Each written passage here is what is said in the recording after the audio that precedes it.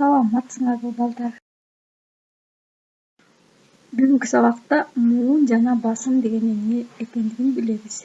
Кыргыз тилинде сөздөр орус тилиндегидей эле муунга бөлүнөт. Муун слаги. Мисалы, небере, байке. Бул сөздөрдө небереде 3 муун бар, байкеде 2 муун бар. Ал эми созулма үндүүлөр сөздөрдө 1 муунду гана берет. Один слог. Мисалы, күндөр, уул, көйнөгүн. Муун сөздө күч менен айтылса, бул басым болуп эсептелет. Басым ударение. Басым кыргыз тилинде сөздүн акыркы муунунда болот. Апа, бөбөк, карындаш. Муундун түрлөрү: ачык муун, жабык муун, туюк муун деп 3кө бөлүнөт. Ачык муун эгерде жалаң үндүүлөр же үнсүз тамгалар менен башталып, үндүүлөр менен аяктаса, ачык муун болот. Мисалы, ата, апа. Жабык муун үндүү менен башталып, үнсүз менен аяктаса, жабык муун болот. Мисалы, ат, эт, эшик. Туюк муун болсо, үнсүз менен башталып, үнсүз менен аяктайт. Кат, китеп.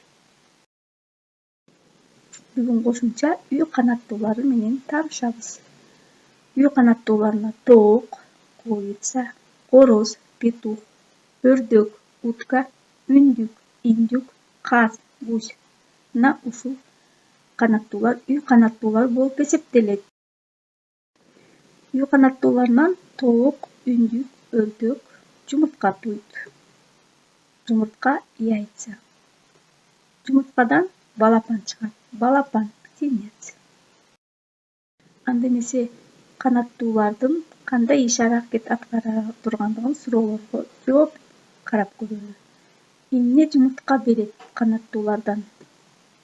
Тоок, өрдөк, каз, индюк. Мына ушулар жумуртка берет. Ал эми эмне сууда сүзөт? Өрдөк сууда сүзөт, каз сууда сүзө алат. Канаттуулар эмне жем жешет? Курт кумурскаларды теп жешет, насекомые. Дан жем жешет. Дан зерно, жем, корм. Мына ушулар менен тамактанышат.